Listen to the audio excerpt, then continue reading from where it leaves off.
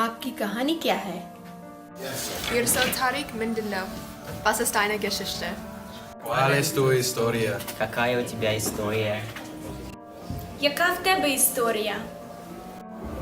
Quelle est ton histoire? 你的故事是什么？ ¿Cuál es tu cuento? Dari varpa suče. Какова твоя історія? What is your story?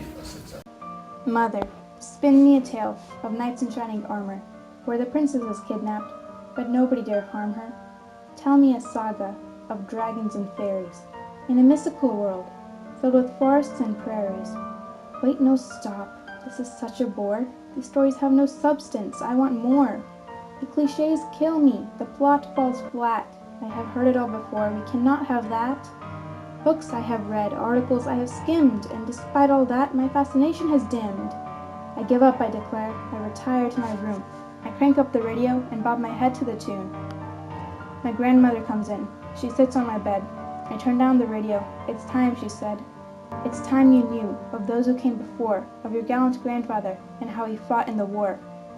Your grandfather fought silently, not with guns, and all the lives he saved, it cost him tons. The night of broken glass, Jews were pulled from their bed. You could see it in their eyes, the terror as they pled. The Jews next door were killed, all but a boy so young. Alone he would surely die. That night an idea was sprung. Your mother and I left for America. Your grandfather stayed behind. To defy the SS was suicide, but your grandfather, he didn't mind. Years after the war, your mother and I didn't get word, not if your grandfather would eventually be heard. The small boy from that terrible night was now a young man. He came to your mother and I and told us of Dan. Your grandfather had died, been killed for doing right, and this boy would be forever grateful to the man in the night. In time the boy married your mom, and soon you came along, a little ray of light in this world filled with wrong. This story, child, I tell you today, so you can remember your grandfather as you may.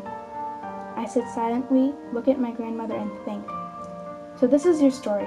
How have I not known? I have known you for 12 years, and still you bear it alone?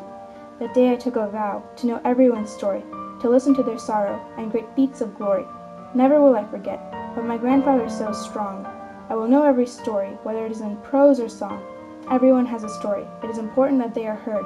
When we open our ears, our memories are stirred. I realized that day the worst crime of all would be not to listen to these stories so tall.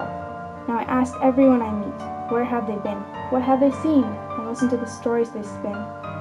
It is marvelous, really, all the things you learn, but only if you listen freely, without judgment or spurn. Everyone has a story, every hero and every child.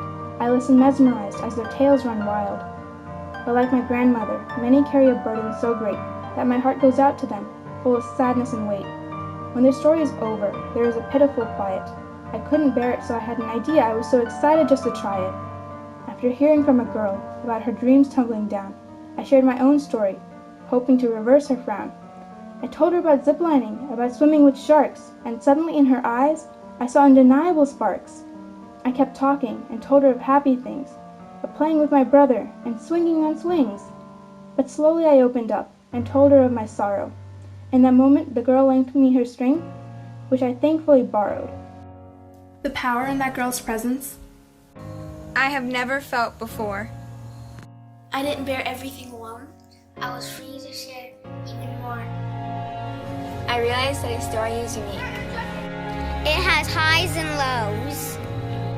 But the moments that matter are the ones you chose.